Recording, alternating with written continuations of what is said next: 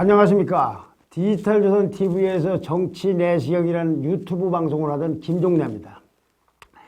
3월 16일 날 마지막 방송을 하면서 예고드린 대로 오늘 4월 13일 날 김종래TV라는 이름으로 유튜브 방송을 재개하게 됐습니다. 그러니까 그건 한 달 만입니다. 이제 종전의 그 플랫폼에서 벗어나서 독립적으로 방송을 하게 된 겁니다. 근데 사실은 말이 독립이지 사실은 그 광에 홀로 서는 겁니다. 이게 모든 것이 참 어설프고 그리고 서툴고 부족하고 좀 엉성하기도 합니다. 구독자라든가 시청자 조회수도 제로 0에서 시작을 합니다. 시청자 여러분들이 많이 도와주시기를 아주 간곡히 호소드립니다. 자, 달라진 게 몇 가지가 있습니다. 우선 종전부터 제가 온건 보수의 목소리를 강하게 주장하겠다라고 했는데 여기에다가 이제 중도로까지 범위를 넓혀서 언론 본연의 기능과 역할을 강화하려고 합니다. 여러분들 흔히 알다시피 이 조선일보가 보수 언론이라고 하지만 여당, 민주당 쪽 얘기도 전부 자세히 전하고 있는 겁니다. 이게 한쪽만 보도해서는 곤란하지 않는가 하는 생각을 해봤습니다. 또 당분간은 정전에는 라이브로 했었는데 이제는 녹화로 할 수밖에 없습니다. 우선은 정전에 그 라이브라는 건 사실은 뭐 10분, 20분 내로 할 수가 없고 좀 길어야 되는데 그러다 보니까 이제 나중에 보시는 분들은 이거 너무 길다라는 또 지적도 좀 있으셨고 또 그리고 라이브를 하자면은 인력이 좀 필요합니다, 많이. 그런 형편상 또 그렇게 하기도 그렇고 그래서 지금은 당분간은 이제 라이브보다는 녹화로 할 수밖에 없게 사정이 됐습니다. 또 월요일, 화요일, 금요일 그건 종전에 한 대로 그렇게 3일을 하는데 한 시간을 줄여서 녹화로 한 15분 내지 20분짜리 그걸 녹화를 해서 하루에 한 개, 많으면 한 3개 정도를 해서 순차적으로 업로드를 할까 합니다. 하나는 지금 상태로서는 한 오전이라고 말씀드리고 하나는 한 오후 한 1시나 2시쯤에 올리는 걸로 이렇게 하겠습니다. 그러니까 일주일이면 아마 6번 정도가 올라가지 않을까 싶습니다. 솔직히 홀로 서기를 하니까 참 어려운 게 많습니다. 시청자 여러분들의 도움이 정말 절실합니다. 널리 알려주시고 그저 좋아요하고 구독 신청 잘 부탁드립니다. 마지막으로 부끄럽고 죄송하나 후원 계좌 개설 말씀을 안 드릴 수가 없습니다. 많은 지원과 도움 그리고 격려 비판을 기대합니다. 자, 이제 그 첫 번째 순서로 주제로서 윤석열 전 검찰총장이 향후 향보에 대해서 얘기하겠습니다. 다만 오늘은 인사말까지 안내말까지 겹쳐있기 때문에 조금 길어질 것 같습니다. 자, 보궐선거에서 압승한 야권의 최대 관심사는 야권 쪽에서는 또는 어쩌면 정치권 전체에서 여론조사상 차기 대권주자 1위를 달리고 있는 윤석열 전 검찰총장이 대권에 도전할 것인가, 한다면 국민의힘에 둥지를 틀 것인가, 이것이 아마 최대 관심사일 겁니다. 자, 어찌 될 것 같습니까? 한마디로 말씀드리면 쉽지 않을 것 같습니다. 쉽지 않다는 것이 어렵다, 불가능하다 이런 것도 아닙니다. 윤석열 전 총장은 승산이 있어야 대권에 도전할 마음을 굳힐 것이고 그리고 국민의힘에 들어가야 그나마 승리할 확률이 높다고 판단돼야 들어갈 텐데 지금 모습의 국민의힘에 들어가는 것이 과연 윤석열 총장이 대권에 도전하기로 결심을 했다 하더라도 당선 가능성을 높일 수 있느냐는 데는 의구심이 있기 때문에 그럴 겁니다. 아마 그거는 윤석열 총장뿐만 아니라 옆에서 관찰하는 사람들 보기에도 그럴 겁니다. 들어가야 된다는 생각과 들어갈 지금 사정이냐, 국민의 모습이 지금 그런 거냐는 건 좀 다른 얘기다 이런 말씀입니다.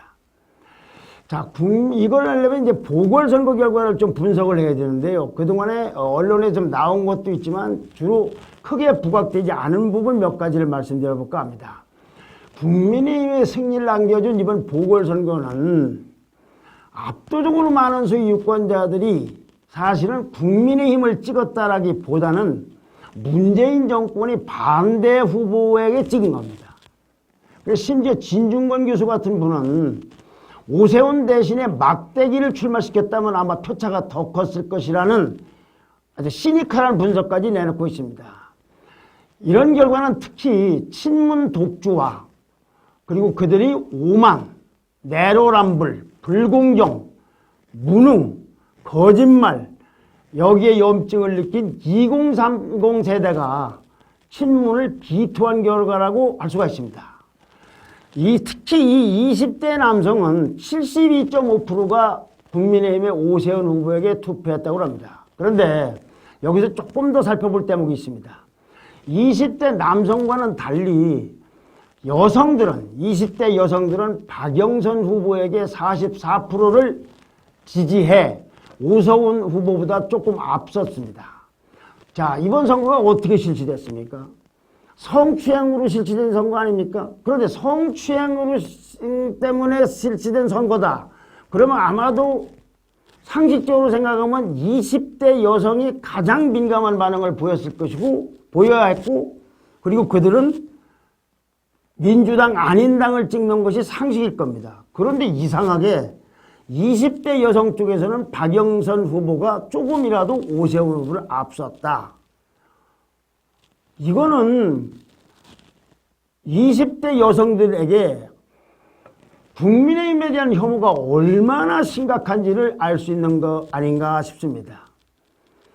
여기에다가 이와 같은 어쨌든 2030이 이만큼 지지를 한 데다가 김종인 비대위원장이 그동안에 비대위원장 된 다음에 꾸준하게 그 당 이미지 쇄신 작업을 해왔고 또 오세훈, 박형준 후보, 부산에 박형준 후보 또 단일화 프레임을 만들어던 안철수 국민의당 대표 등등이 중도, 온건, 보수, 합리적 보수 이런 이미지들이 정치인이었던 것들도 아마 유권자 선택을 유도하는 데 도움이 됐을 걸로 봅니다. 마지막으로 탄핵 문제가 있는데 강원택 서울대 교수가 어제자 조선일보에 게재한 칼럼을 인용하면서 그 설명을 대신하겠습니다. 2016년 촛불 집회 이후 지금까지 전국은 박근혜 전 대통령 탄핵의 연장선상에 있었다. 그 여파로 민주당은 정치적으로 지배적 우월적 입장에 있을 수 있었고 여당은 지리멸렬한 상태를 벗어나지 못했다. 그래서 2017년도 대선, 2018년도 지방선거, 그 다음에 2020년도 총선 여기서 민주당이 일단 승리를 할 수가 있었다. 그런데 이번 보궐선거는 탄핵 정국의 여파가 일단 마무리되었다는 걸 보여준다. 국민의힘이 승리했기 때문에. 그러니까 이제부터는 국민의힘도 노력하기에 따라서는 다시 유권자들의 신뢰를 회복할 수 있는 상황을 맞이한 것이다. 회복했다가 아니라 회복할 수 있는 상황을 맞이했다 이런 겁니다. 그런데 국민이 사람들과 그 주변 사람들이 보궐선거에 관한 이런 관점을 어떻게 받아들이고 있는지 모르겠습니다. 아니 입으로는 받아들이고 있는데 실제 행동으로까지 받아들이고 있을까? 그건 좀 의문인 게 많습니다. 이런 점에서 김종인 전 비대위원장이 비대위원장을 마치고 국민의힘을 떠나면서 당적은 있습니다만 하여튼 비대위원장을 떠나면서 또는 떠난 뒤에 여기저기에 인터뷰라든지 의원총회에서 언론 인터뷰 등등을 통해서 하는 따끔한 충고들은 귀담아 들을 만합니다. 그는 국민의힘의 가장 심각한 문제는 내부 분열과 반목이다. 외부 세력에 의존한다든지 당을 뒤흔들 생각만 한다든지 오로지 당권에만 욕심을 내는 사람들이 아직 힘 내부에는 많다.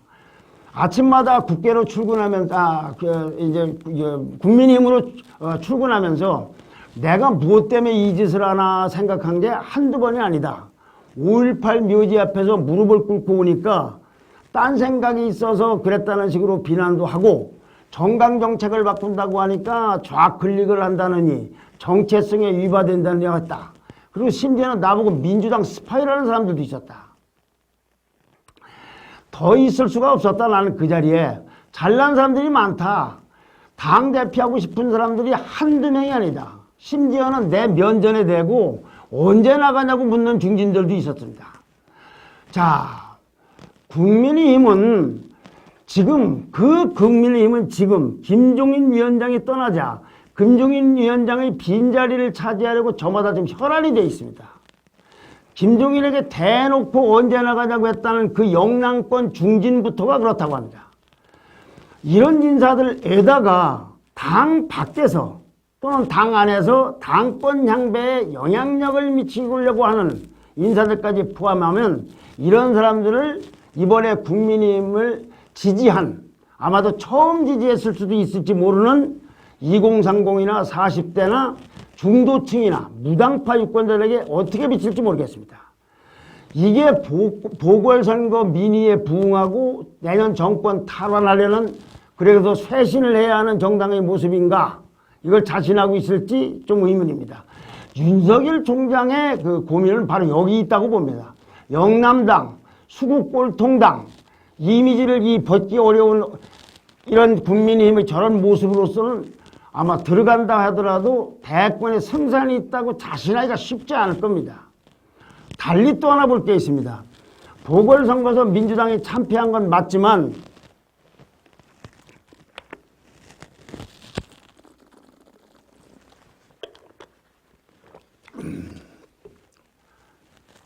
서울은 박영선 후보가, 민주당의 박영선 후보가 39.1%를 얻었고 부산의 김영춘 후보는 34.4%나 얻었습니다.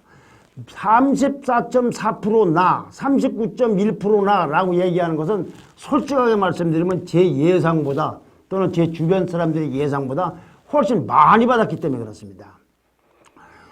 이 결과는 결국은 어떻게 했냐, 아직도 민주당을 지지하는 사람들이 이렇게 많다. 그러니까 2040이나 무당파나 중도층이나 이런 사람들이 다시 민주당 쪽으로 돌아서거나 집권을 하면 정권 탈환은 사실상 불가능하다는 걸 말해주고 있습니다. 그런데 윤석열 총장에게 당신 갈 데 없잖아, 우리 당 말고는, 그러니까 들어와 라든가, 윤석열 총장은 아마 돈이 없어서 우리 당을 택할 거, 이렇게 말하는 국민이 이 사람들이 있다면 윤석열 총장으로서는 그 당에 들어가고 싶은 생각이 선뜻 나겠습니까? 들어가야 한다는 주장과 들어갈 마음이 내키지 않는 건 다른 얘기라는 걸 다시 말씀드립니다. 삼고초려를 해도 부족한 마당에 왜 삼고초려냐? 지금 현재 대권 주자들 중에서 여론조사에서 야당이 1등이고 어떤 때는 전체 1등도 하기 때문에 그렇습니다. 그런 사람한테 훈수나 하고 요구나 하고 가르치나 되는 정당에 들어오라고 하면 그게 선뜻 그게 아주 기분 좋아 들어가겠느냐, 이런 말씀입니다. 자, 여기서 당대표, 아까 말씀드린 대로 김종인의 빈자리를 채우기 위해서 혈안이 돼 있는 그 당대표 선출을 위한 전당대회를 한번 생각해 봅시다. 서울시장에 당선된 이 오세훈 시장은 어제 저녁 TV조선 뉴스9에 출연해서 다음과 같이 중요한 발언을 했습니다. 나는 당대표 선출 전당대회를 반대한다. 곧 주호영 원내대표 임기가 종료되는데 이분 임기는 5월 29일까지입니다. 그러면 후임 대표가 중심이 돼서, 후임으로 선출된 대표가 중심이 돼서 임시 지도부를 구성하고, 비대위 비슷한 거죠. 그 지도부가 대통령 선거에 나설 대선 후보를 선출하는 전당대회까지 당을 관리하는 것이 바람직하다. 전대로 대표 등 지도부를 선출을 하려고 하면 그 과정에서 상당한 갈등이 노출될 것이다. 어차피 대통령 후보가 선출되면은 국민의힘의 당원상으로 보면 말이죠. 그 순간에는 그렇게 선출되는 순간 대선 후보 중심으로 당이 모든 게 돌아가게 됩니다. 대표가 보다 훨씬 윗자리 위에 올라가게 됩니다. 그렇다면은 불과 2, 3개월짜리 리더십을 위해서, 왜냐하면은 바로 이제 이 후보를 뽑고 그래가지고 전당대회 시기가 있으니까요. 그걸 하기 위해서 전당대회를 또 치르는 것인데, 그럴 경우에는 전당대회가 낳을 수 있는 부작용과 역기능이 훨씬 크다고 본다 라고 말을 했습니다. 지금 전당대회를 꼭 치러야 된다, 민주당도 마찬가지지만 그런 관점에서 쭉 오던 우리의 사고방식으로 봐서는 굉장히 놀라운 얘기입니다. 전당대회 하지 말자. 그리고 원내대표가 좀 해서 후보 선출을 관리하고 진짜 후보를 금년중으로 다 국민의힘의 당원상으로 때는 내년 대통령 선거 넉 달 되니까 11월 8, 9일까지는 뽑아야 됩니다. 그럼 몇 달 되지도 않는데 그걸 뭘 또 전당대회하고 또 전당대회 하느냐. 전당대회 하면서 당대표 하면서 서로 계파 갈등이 어떻고 이거 복잡하지 않느냐. 저는 이 의견이 굉장히 합리적이라고 생각이 됩니다. 우선은요, 안철수 대표도 합당을 서두를 생각이 없어요. 사실은 합당을 해갖고 전당대회를 해서 뭘 누구를 뽑든지 해야 될 때 대표를. 그런데 안 들어온다고 한다. 그러면 안철수 대표가 당분간 들어올 생각이 없으면 국민의힘 거기서만 대표를 뽑아야 돼요. 근데 이 대표가 6월 초에 뽑힌다 하더라도 빨리 해서 6월 초에 뽑힌다 하더라도 5달밖에 못해요. 대선 후보를 뽑아야 합니다. 대표는 있지만 대선 후보가 전권을 쥐도록 하는 것은 국민의힘의 당원상 그렇게 되어 있다 이겁니다. 이런 대표를 위해서 장권을 가를 전당대회를 치를 필요가 있을까? 그럴 겨를이 있는지 모르겠어요. 지금 그리고 대표로 출마한다고 거론되는 중진들을 생각하면 그 사람들이나 그 측근들이 자리를 만드는 것 이상 무슨 의미가 있는지를 모르겠어요. 중진들을 위한 일종의 그 알박기라는 생각도 들어요. 그리고 그들이 됐다고 해서 지금 거론되는 사람 무수히 많습니다. 그 사람들 됐다고 해서 당의 이미지, 새신 이미지가 뭐가 주어질는지도 좀 애매모호합니다. 또 그뿐이 아닙니다. 벌써 누구는 나오지 말아야 된다, 누구는 나와도 된다.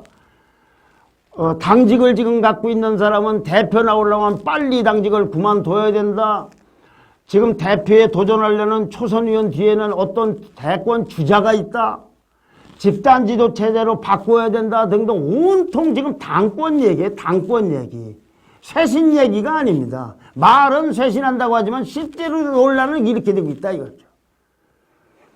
그럼 몇 달 동안 실권을 행사하다가 사실은 후보에게 모든 걸 임해야 하는 그런 대표를 뽑느라고 난리를 칠 게 아니라 대통령 후보 경쟁을 조기에 가시화해서 차라리 후보 선출을 위한 대권 전당대회로 직행하는 게 훨씬 낫다고 생각이 됩니다.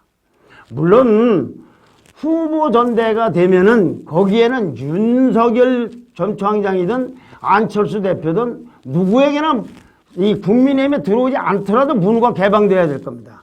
물론 이 사람들이 이제 미리 그 전에 들어오면 좋고, 그런데 그렇게 된다면 아마 윤석열 총장이나 안철수 대표도 합류할 가능성이 훨씬 더 높아질 거라고 봅니다. 대선 국면이 열리면 빨리 들어오려고 하지 않을까 하는 생각도 듭니다. 그게 또 흥행에도 도움이 될 겁니다.